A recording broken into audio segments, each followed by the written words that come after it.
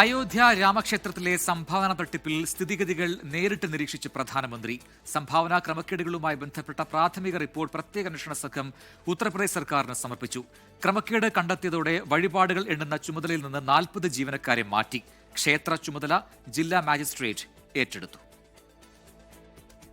അയോധ്യ രാമക്ഷേത്രത്തിലെ തട്ടിപ്പുമായി ബന്ധപ്പെട്ട പ്രധാനമന്ത്രിയുടെ ഓഫീസ് വിവരങ്ങൾ തേടിയിരുന്നു. സ്ഥിതിഗതികൾ പ്രധാനമന്ത്രി നേരിട്ട് നിരീക്ഷിക്കുകയാണ്.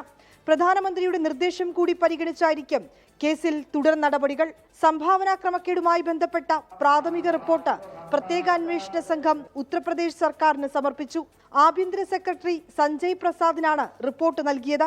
ക്ഷേത്രത്തിലേക്ക് ലഭിച്ച സംഭാവനയുമായി ബന്ധപ്പെട്ട രേഖകളിൽ ക്രമക്കേടുണ്ടെന്നാണ് അന്വേഷണ സംഘത്തിന്റെ കണ്ടെത്തൽ. വഴിപാടുകൾ എണ്ണുന്ന ചുമതലയിൽ നിന്ന് 40 ജീവനക്കാരെ മാറ്റി.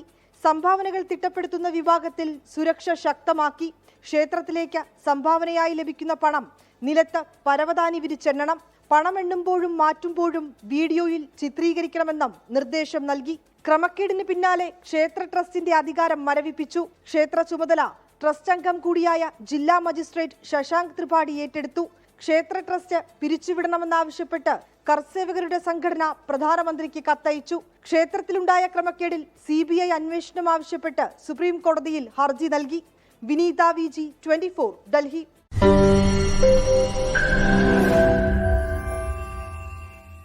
ലോകത്തെവിടെയായാലും ഏത് സമയത്തും 24 വാർത്തകളും ഓഗ്മെന്റഡ് റിയാലിറ്റി പാക്കേജുകളും എക്സ്പ്ലെയിനറുകളും വിശദമായി കാണാൻ ഞങ്ങളുടെ YouTube ചാനൽ നിങ്ങൾക്ക് സബ്സ്ക്രൈബ് ചെയ്യാം.